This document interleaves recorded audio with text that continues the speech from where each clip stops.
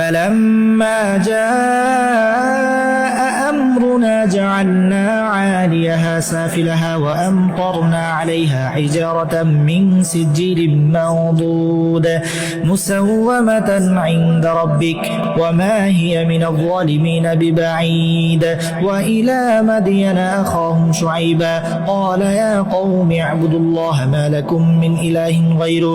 অবশেষে এই কারি সাহেবের খোঁজ পেলাম, যার তেলাওয়াতের মাধ্যমে গোটা বাংলাদেশের মানুষের হৃদয় তিনি জয় করে নিয়েছেন। এতটা সুন্দর, এতটা আবেগ নিয়ে তিনি রমজানের তারাবিতে কোরআন তেলাওয়াত করলেন যে অডিও ভিডিও সামাজিক যোগাযোগ মাধ্যমে পুরোদমে ভাইরাল হয়েছে। প্রিয় দর্শক, টঙ্গী দারুল মাদ্রাসায় হেফজুল কোরআন বিভাগে তিনি সহকারী প্রধান শিক্ষক হিসাবে আছেন এবং মাদ্রাসা মসজিদের ইমামের দায়িত্বে আছেন। তিনি এবছর সেখানেই তিনি তারাবির নামাজ আদায় করেছেন, এবছর সেখানেই তিনি তারাবিতে ইমামতির দায়িত্বে ছিলেন। প্রিয় দর্শক, ওনার এই কেরাত, ওনার এই পড়াটাকে নিয়ে অনেক বিভ্রান্তি করছেন। ফেসবুকে অন্য একজন নামের সাথে বলে দিয়েছেন যে ওনার কেরাতিটা আসলে সেটা হচ্ছে ভুয়া। ওনার সাথে আমি কথা বলেছি, ওনার নাম হচ্ছে মোহাম্মদ সায়েম, ময়মনসিংহ ভালুকা সদরেই ওনার বাড়ি।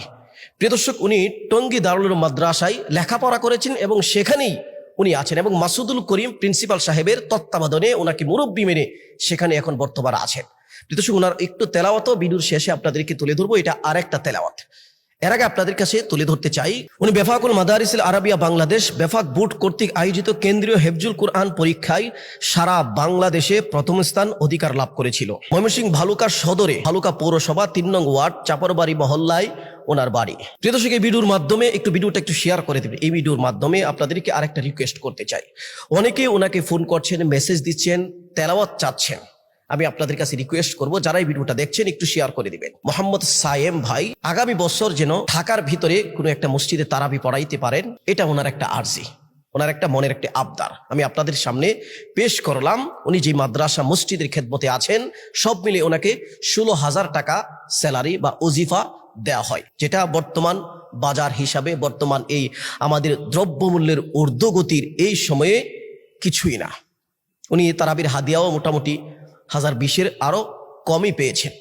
তো ওনার যে তেলাওয়াত, আমি মনে করি বাংলাদেশে বিভিন্ন জায়গায় আমরা দেখলাম যে মোটর সাইকেল, গাড়ি গিফট করে দেওয়া হয় তারাবির নামাজের পরে হাবি সাহেবদেরকে। তো এমন হাবি সাহেবদেরকে, এমন কারি সাহেবদেরকে গাড়ি না ফ্ল্যাট দিলেও আমি মনে করি কম, কারণ ওনার যে তেলাওয়াত, ওনার যে তেলাওয়াতের যে আবেগ নিয়ে তিনি পড়েন, মানুষের হৃদয়টা একদম ছুঁয়ে যায়। তো আলহামদুলিল্লাহ, আমি মনে করি ওনাদেরকে যথেষ্ট কদর করা দরকার। ওনারা আমাদের রত্ন, সারা বাংলাদেশে বেফাক বোর্ডে হেফজ বিভাগে তিনি প্রথম স্থান অধিকার করেছিল। তো মাশাআল্লাহ, সায়েম ভার জন্য আমরা দোয়া করি মন থেকে। ওনার আইডিটা ফেসবুকে কমেন্টে আমি দিয়ে দিলাম, আপনারা চাইলে সেখান থেকে ওনার সাথে যোগাযোগ করতে পারেন এবং ওনাকে একটা ভালো খেদমতের ব্যবস্থা করে দিতে পারেন। তো সে ভিডিওটি এ পর্যন্তই। তো চলুন ওনার আরো একটু তেলাওয়াত আপনাদের সামনে তুলে ধরি।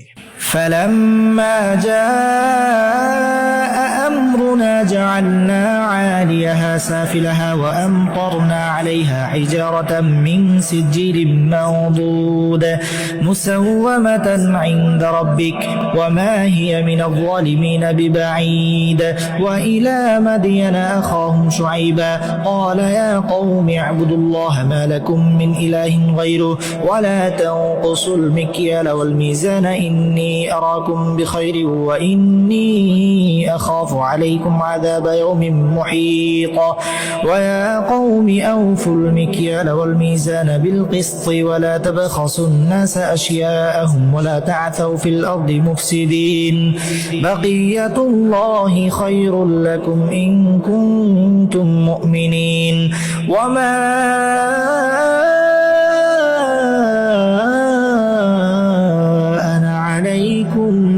بحفيظ قالوا يا شعيب أصلاتك تأمرك أن نترك ما يعبد آباؤنا أو أن نفعل في أموالنا ما نشاء إنك لأنت الحليم الرشيد قال يا قوم أرأيتم إن كنت على بينة من ربي ورزقني منه رزقا حسنا وما أريد أن أخالفكم إلى ما أنهاكم عنه إن أريد إلا الإصلاح ما استطعت وما توفيقي إلا بالله عليه توكلت وإليه أنيب